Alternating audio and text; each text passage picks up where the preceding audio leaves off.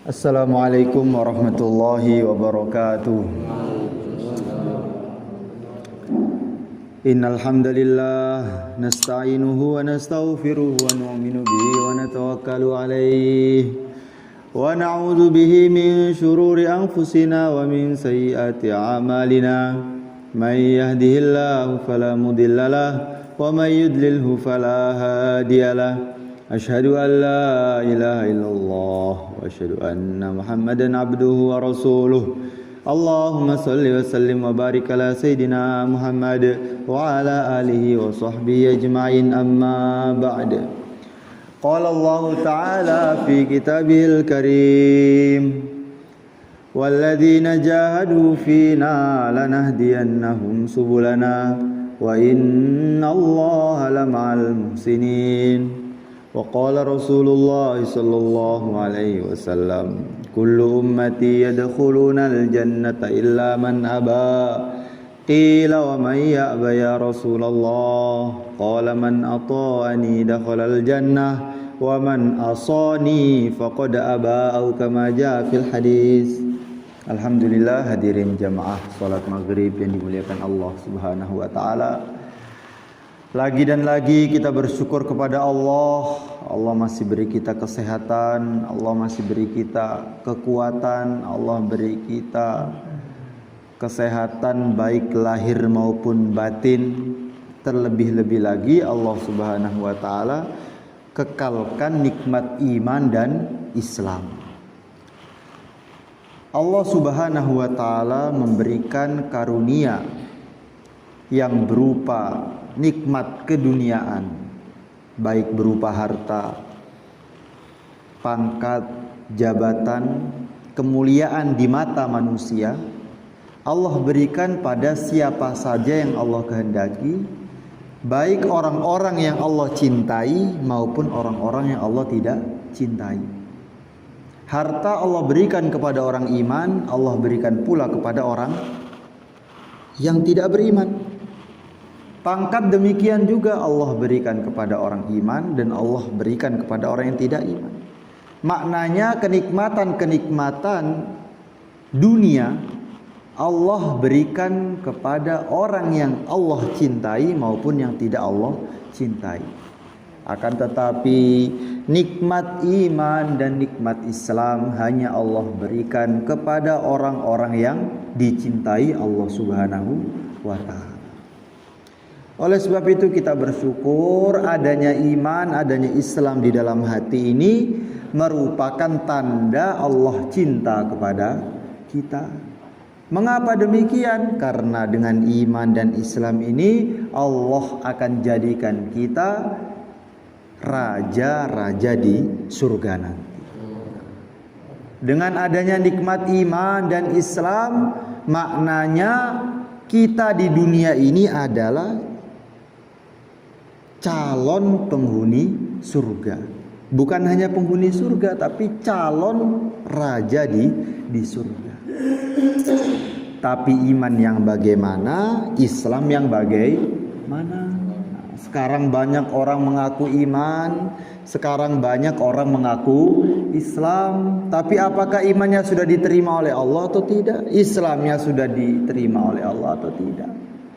Sehingga rukun iman yang 6 itu betul-betul harus kita masukkan ke dalam hati kita. Rukun Islam yang 5 itu betul-betul kita sempurnakan untuk kita amalkan. Salatnya syahadat yang pertama ya. Asyhadu alla ilaha illallah wa anna Muhammadar Rasulullah. Wa asyhadu anna Muhammadar Rasulullah. Nah, orang apabila sudah mengucapkan kalimat syahadat, kedua kalimat syahadat, maknanya Allah sudah titipkan benih keimanan di dalam hatinya. Maknanya Allah Subhanahu wa ta'ala sudah menjadikan dia orang yang Allah cintai. Sehingga sekecil-kecil iman, ya, ini tegas kecil-kecil iman, Allah Subhanahu wa ta'ala akan balas dia dengan surga yang luasnya 10 kali lipat dunia. Bukan berarti imannya tidak sempurna, Pak. Orang kalau imannya tidak sempurna, tidak bisa dikatakan iman. Orang yang berhasil menuju surganya Allah Subhanahu wa taala hanya orang yang sempurna imannya.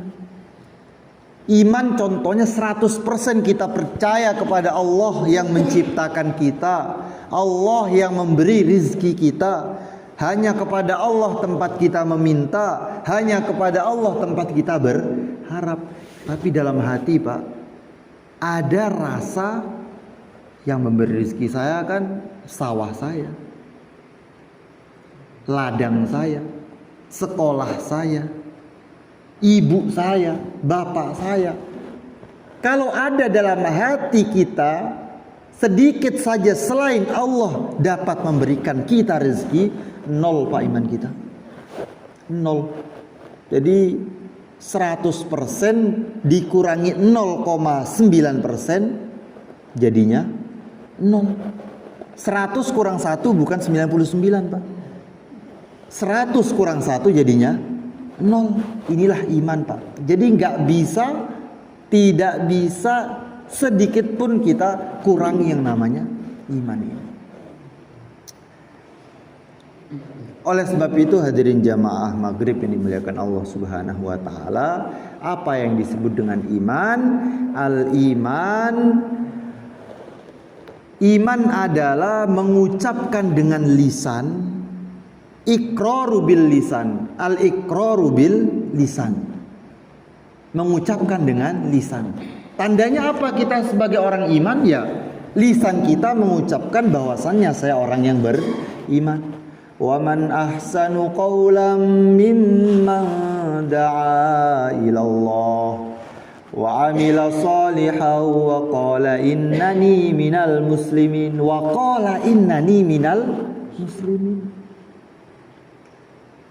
Saya termasuk orang yang Islam, orang yang berserah diri. Jadi Pak, hadirin jamaah maghrib yang dimuliakan Allah Subhanahu wa taala, jadi kita jangan meremehkan orang Islam KTP, ya. Kan ada orang bilang, kau tak Islam KTP ora, ya. Jangan diremehkan, Pak. Dia Islam KTP maknanya dia sudah mengikrarkan bahwasannya dia orang Islam. Sebagian orang mengatakan orang Jepang itu baik betul, akhlaknya bagus. Kalah kita orang-orang Indonesia, kalah kita orang-orang Islam. Oh, tidak, Pak. Sebaik-baik akhlak orang Jepang, sebaik-baik sifatnya orang mana saja, kalau tidak ada imannya, dia orang yang paling buruk akhlaknya, Pak. Kenapa bisa demikian? Karena dia lebih buruk akhlaknya, lebih tidak berakhlak kepada Allah Subhanahu wa taala. Sudah tahu dia yang ciptakan Allah, yang memberi rezeki Allah, hidup di bumi Allah, kok tidak percaya sama Allah? Bukankah ini orang yang tidak berakhlak, Pak? Jadi jangan gara-gara sopan santunnya baik, ya, suka memberi orang, kemudian kita membandingkan dengan orang Islam yang fasik, dengan orang Islam yang ahli maksiat. Tetap orang Islam lebih tinggi derajatnya daripada orang di luar Islam. Asalkan imannya benar, yakinnya benar, maka dia menjadi orang ahli surga. Walaupun kita tidak tahu berapa tahun lamanya dia nanti dicuci di neraka. Tapi sekecil-kecil iman, dia pernah mengucapkan asyhadu alla ilaha illallah wa asyhadu anna muhammadar rasulullah sekali saja seumur hidup, Pak. Dan dia tidak melakukan kekufuran, maka dia dianggap orang yang beriman. Dia tidak sholat, Pak. Dia tidak sholat, tapi dalam hatinya dia tidak mengingkari kewajiban sholat. Kenapa bang tidak sholat? Aduh, saya capek, saya males. Nah, kenapa tidak sholat? Bukudat sholat. Nah, kalau sudah ada kata-kata ingkar terhadap sholat, meremehkan sholat, itulah yang menyebabkan dia keluar dari Islam. sholat tidak wajib misalnya. Nah, maka para pendakwah, orang-orang yang menyampaikan agama, hendaknya ketika berdakwah, ketika menyampaikan agama, hindari ucapan-ucapan yang menyebabkan sebelum kita mendakwai orang ini masih Islam. Tapi setelah kita mendakwai justru orang tersebut sudah keluar dari Islam. Kok bisa demikian? Iya. Misalnya, ketika orang tersebut tidak sholat, tidak bayar zakat, tidak puasa, ya, maka dia masih tingkatan fasik. Orang Islam yang fasik.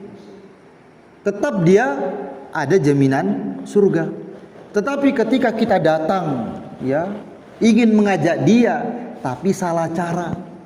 Nah, datang Pak, kan pidatin siang gak sembahyang? Dan neraka bang sih ya. Nah, misal nih, dengan ucapan-ucapan yang tidak sopan misalnya, atau dakwah-dakwah yang keras misalnya, maka orang yang kita datangi dia akan merasa udah berat Islam pi, belum kasih aku Islam dah. Nah, sebelumnya dia masih Islam, tapi setelah kita datang dengan cara yang tidak benar, maka dia keluar dari Islam. Maka Al-Quran telah menyebutkan kita diperintahkan oleh Allah Subhanahu wa Ta'ala untuk membawa agama, untuk menyampaikan agama bil hikmati wal mau'izatil hasanah, dengan hikmah. Nah, hikmah ini tidak mesti lembut, Pak. Hikmah ini tidak mesti lembut. Nah, hikmah itu ucapan yang pas kepada orang yang pas di waktu yang pas. Ucapan yang tepat kepada orang yang tepat di waktu yang tepat. Karena ada sebagian orang, daerah-daerah keras, kalau mendengar ceramah ataupun mendengar dakwaan yang lembut, nus ya menong ya. Nah, ayo Pak sholat. Tapi kalau dengan tegas, nah dia malah suka. Maka dari sinilah para pendakwah, orang-orang yang membawa agama, menyampaikan agama, belajar bagaimana menyampaikan agama dengan hikmah. Ibarat taluk ya. Ibarat ada anak kecil atau seseorang yang ingin ditabrak oleh kereta api. Dia jalan-jalan di tengah rel kereta api, ada kereta api di belakangnya. Nah, bagaimana caranya untuk menyelamatkan orang ini dari kereta api? Pak, tabe siam buka ada kereta api. Nah, oke. Jira berkeranti langsung kena tabrak nanti. Bukan begitu caranya menyelamatkan orang yang di belakangnya sudah ada kereta api. Kita ambil bajunya, kita tarik dia. Nah, walaupun dengan keras, walaupun dia marah, tapi nyawanya selamat. Seperti itu, Pak. Itu contoh perbuatan yang hikmah. Ada orang mau tenggelam di sumur, anak kecil misalnya, oh ya nah sia maju, angkang sia sumir. Nah, atau anak kecil, angkang kau sumir. Setelah kita ngomong dia sudah terjebur sumur, Pak. Nah, tapi ambil anaknya kita bawa atau kita dorong dia biar dia tidak masuk ke sumur. Inilah hikmah di dalam kita berdakwah. Hadirin jamaah maghrib yang dimuliakan Allah Subhanahu wa Ta'ala, yang pertama adalah iqraru bil lisan. Jadi kita harus memahami siapa saja yang telah mengucapkan kalimat syahadat, dia adalah saudara kita. Innamal mu'minuna ikhwah, dia adalah orang yang beriman, dia adalah saudara kita, kita wajib menghormatinya. Kalau dia lebih tua kita wajib memuliakannya. Nah, kalau dia lebih muda kita wajib menyayanginya. Inilah hubungan antar sama orang Islam. Maka ketika zaman sahabat, zaman yang mulia Nabi besar Muhammad SAW, Allah Subhanahu wa Ta'ala berfirman, "Lau anfaqta ma fil ardi jami'an ma 'allafta baina qulubihim." Kalau kamu ingin menyatukan hati mereka, hati manusia dengan cara menggunakan harta, ya, ingin mengambil hati orang dikasih uang misalnya, ma'allafta baina qulubihim, sekali-kali kamu tidak bisa membikin mereka satu hati, tidak bisa meluluhkan jiwa dengan harta. Maka ketika zaman Nabi ada namanya dua suku, dua kelompok, dua kaum, di mana saja mereka bertemu bekepas ya. Di mana saja mereka bertemu mereka berkelahi. Ada namanya Bani Aus dan Bani Khazraj. Di mana-mana. Tidak ada yang bisa melerai pertikaian mereka. Akan tetapi ketika datangnya Islam, datangnya yang mulia Nabi besar Muhammad SAW, mereka tidak hanya hilang sifat permusuhannya, bahkan mereka saling kasih sayang satu sama lain. Tidak cukup di situ, mereka rela mengorbankan dirinya, rela mati demi yang lain hidup, sehingga mereka dapat pujian, wa yusiruna ala anfusihim walau kana bihim khasasah. Mereka rela mengalah demi temannya, mereka rela mengalah demi saudaranya. Sehingga diceritakan ada suatu pertempuran, ada seseorang yang kehausan, kan sampai sekarat sih ya, saking hausnya. Maka datang seorang sahabat membawakan air. Nah, saking pedulinya dengan temannya, tabes ya, misal bahasa Semawa, bahasa kita ada, tolong Anda berikan kepada teman saya yang di samping, dia lebih memerlukan daripada saya. Sati mati dia ya. Padahal kalau menurut ilmu fikih, kalau menurut fikih, menurut fatwa fikih ya, kita harus mementingkan diri kita sendiri. Ya. Kita tidak boleh menyebabkan diri kita hilang nyawa. La dororo wala diror, tidak boleh menyebabkan kita berbahaya, membahayakan diri kita ataupun membahayakan orang lain. Akan tetapi ini sudah melebihi tingkat keimanan seseorang pada umumnya. Mau mati sempat mempedulikan temannya. Sampai ke orang yang kedua sama Pak. Coba yang di sebelah saya dia lebih membutuhkan. Ini sama-sama mau mati, sama-sama membutuhkan air. Sehingga orang yang keberapa terakhir ketika ingin diberikan sudah meninggal dunia. Kembali kepada orang yang pertama sudah wafat, kedua lagi sudah wafat. Sehingga tidak ada yang meminum air tersebut. Nah, saking mempedulikan saudaranya. Inilah kalau iman Islam sudah menghujam di dalam hati seseorang. Nah ini tingkat para sahabat Pak. Tingkat kita Masya Allah masih benar, masih jauh sekali dari tingkat para sahabat. Maka wajar Nabi SAW sabdakan, khairul quruni qarni, sebaik-baik generasi adalah generasi saya. Jadi sebaik-baik generasi adalah generasi saya. Padahal sebelum mereka mendapat predikat khairul ummah, kuntum khairul ummatin ukhrijat linnas, ataupun sebelum mereka mendapatkan predikat khairul qurun, mereka tidak memiliki kebaikan. Dalam arti bukan tidak ada kebaikan sama sekali. Mereka ini masyarakat yang tidak mempedulikan orang lain.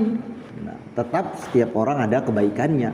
Hanya saja mereka orang-orang yang tidak mempedulikan orang lain, bertikai sana sini sebelum datangnya Islam.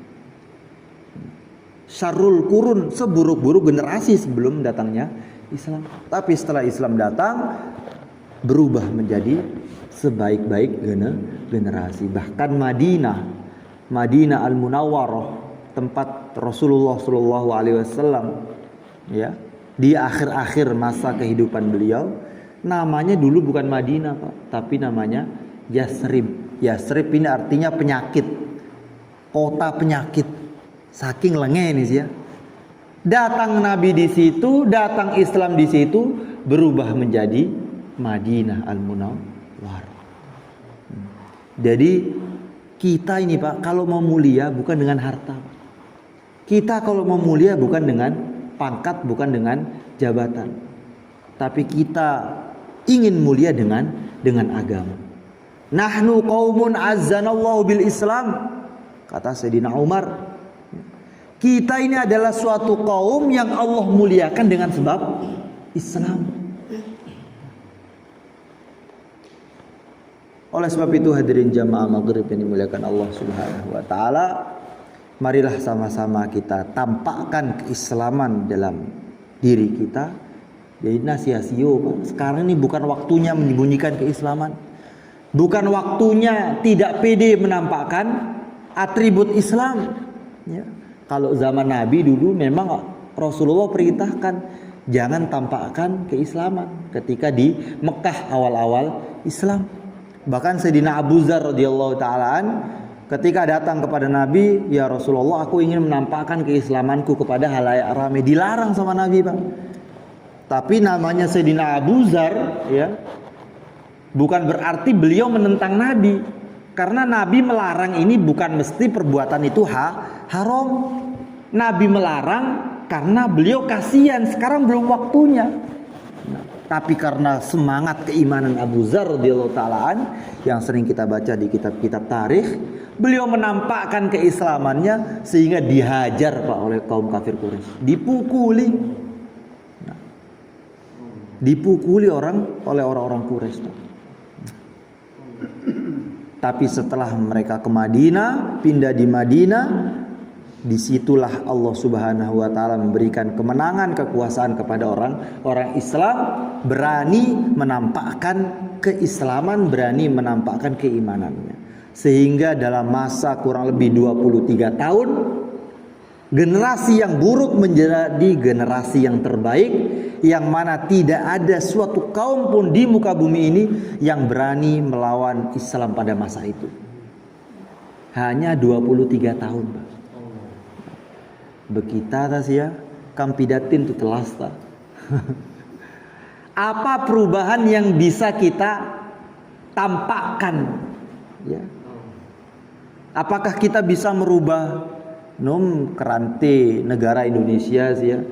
Merubah keluarga bisa tidak? Walaupun yang merubah Allah Subhanahu wa taala, tapi sudahkah kita ada usaha untuk memperbaiki mungkin istri kita sehingga rajin sholat, rajin baca Quran, memperbaiki anak kita sehingga mengurangi waktunya yang sia-sia, mengurangi memegang HP, memegang gadget dan lain sebagainya. Nah, sehingga lebih suka kepada masjid, ya, lebih berbakti, hormat kepada orang tua, hormat kepada guru. Nah, apa yang kita dapat tampakkan untuk keluarga kita, apalagi tetangga kita selama kita hidup di dunia ini? Kok ngaku umat Rasulullah Shallallahu Alaihi Wasallam? Kita ini masya Allah ngakunya umat Nabi, tapi kok tidak mengikuti perjalanan hidup Nabi. Nah, oleh sebab itu hadirin jamaah maghrib yang dimuliakan Allah Subhanahu wa taala, marilah, ya, kita semangatkan lagi, kita refresh lagi, ya, yang dulunya kita masih malas-malesan, kita semangatkan, Pak. Namanya manusia biasa, Pak, kadang malas, kadang semangat, ya. Kadang semangat, kadang malas. Yang keliru, yang salah, ketika malas kita tidak amal. Jadi jangan sampai malas kita, waktu down kita tidak amal, itu yang keliru. Misalnya ketika semangat 5 waktu rajin, baca Quran 5 juz, pas malas pangorong baik. Nah, di sawah saja, apalagi musim jagung sih, ya, aina ada di pangorong 4 bulan, 3 bulan pangorong. Aina. Nah, hadirin jamaah maghrib yang dimuliakan Allah Subhanahu wa taala, sekarang kita di penghujung akhir zaman, Pak. Sudah banyak tanda-tanda akhir zaman yang kita lihat. Sudah banyak dajjal kecil yang muncul. Walaupun dajjal yang sesungguhnya nanti entah kapan datangnya, yang berbentuk ya memiliki mata satu, kemudian ada tulisan kafaronya ya. Tapi dajjal yang dimaksud dajjal di sini segala sesuatu yang melalaikan kita dari Allah Subhanahu wa taala. Sudah banyak, Pak. Kemaksiatan di mana-mana termasuk tanda hari kiamat. Bahkan di tanda hari kiamat nanti, Pak, kemaksiatan orang berbuat yang tidak baik, laki-laki dan perempuan itu di tengah jalan, Pak. Di tengah jalan. Jadi nanti tingkatan dakwah, tingkatan amar ma'ruf nahi mungkarnya bukan kamu jangan maksiat, tidak. Tabe sia napang tengah olah.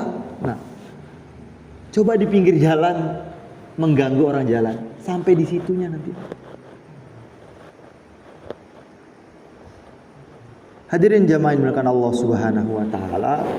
Kemudian terakhir termasuk tanda hari kiamat nanti, Pak.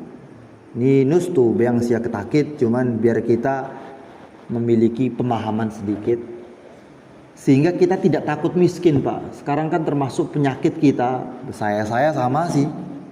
Apalagi di nonda buat ya. Kenonda buat penuh utang aina. Sule pipis kubang, mulai pipis hilang aina. Saya nu stres dan sia. Nah, kan berapa bulan yang lalu kan ada kejadian pengenyar ta sih. Nah, tahu sule pipis pang BRI ta. Nah, ya lu mau pang jok lain cerita deh ta. Beli mau lini apa? Semangka lini ya. Beli mau semangka pang berjual tuh nih. Nah, nonda pipis pang pecikan kurang atau nonda ya buka mau jok. Ada mau tahu kang nguntit di tas ya. Ada mau tahu kayak begita lu punya ada pipis nih. Pas buka jok langsung ya sakap bawa belari. Mi sempat berapa nih apaan dia? Nah, kam nonda pipis ada utang. Ai nuko Tommy itu kerasa batin ya. Gak mangka gantung diri dan sih. Nah, karena apa? Di akhir zaman nanti, Pak, seseorang, hadis riwayat Bukhari nih, Pak, jelas hadisnya. Di akhir zaman nanti ada seseorang yang membawa sedekah, ingin memberikan sedekah, entah berupa uang, berupa makanan, emas dan sebagainya. Tapi apa? Tidak ada satupun orang yang menerima, Pak. Tabe sia, amin sia datang seperap terima situ sama-sama ada kita ta. Maknanya apa, Pak? Semua orang nanti akan kaya. Semuanya orang akan punya uang, Pak. Nah, jadi tidak ada lagi yang membutuhkan harta saudaranya. Tidak ada yang menerima sedekah, Pak. Jadi nungka satu ketakit miskin nih. Nanti akan kaya sendiri, entah bagaimana caranya. Oleh sebab itu hadirin jamaah dimuliakan Allah Subhanahu wa taala, iman dan amal, iman Islam bagaimana kita jaga, kita kuatkan iman kita, amalan kita minimalnya, Pak. Minimalnya di akhir zaman yang hiruk pikuk kemaksiatan ini, natubilin salat 5 waktu. Jangan kita tinggalkan. Karena disitulah tempat kita mengecas ya. Entah banyak kita kelalaian di luar, di kantor, di sawah, di ladang. Nah, disitulah tempat kita mengecas diri kita. Di masjid, di musola, dengan berjamaah, bertemu orang-orang yang ahli ibadah. Disitulah tempat kita menyemangatkan diri kita. 5 waktu jangan kita tinggalkan, dekat dengan orang soleh. Jadi orang-orang yang sudah sholat ini termasuk orang-orang yang soleh, Pak, dibanding orang-orang yang tidak sholat. Nah, ya ayyuhalladzina amanu irka'u ma'ar raki'in. Wahai orang-orang yang beriman, rukuklah kamu, maknanya sholatlah kamu bersama orang-orang yang sholat. Kita diperintahkan untuk menjaga persatuan berjamaah. Karena kalau kita sholat sendirian, ya, ibadah sendirian, mungkin awal-awal kita semangat, Pak. Ya, awal-awal kita semangat, tapi setelah berjalan sebulan, 2 bulan nonda dengan tahun ini, loyo mus ya. Ibarat kita berkebun sendirian ataupun kita nanam jagung sendiri, aina. Awal-awal semangat, lele bea mau ya kakan ning piu. Tapi kalau bareng-bareng berjamaah, ada teman, ada kawan, maka kesemangatan itu akan terus terjaga. Hadirin jamaah maghrib dimuliakan Allah Subhanahu wa taala, mungkin cukup sekian. Bila ada benarnya murni datang dari Allah Subhanahu wa taala. Bila ada kurangnya murni dari kekhilafan saya sendiri. Kurang lebihnya mohon maaf. Kita sama-sama kita tutup dengan doa kafaratul majelis. Subhanallah bihamdihi, subhanakallahumma wa bihamdika, asyhadu an la ilaha illa anta, astaghfiruka wa atubu ilaik. Assalamualaikum warahmatullahi wabarakatuh.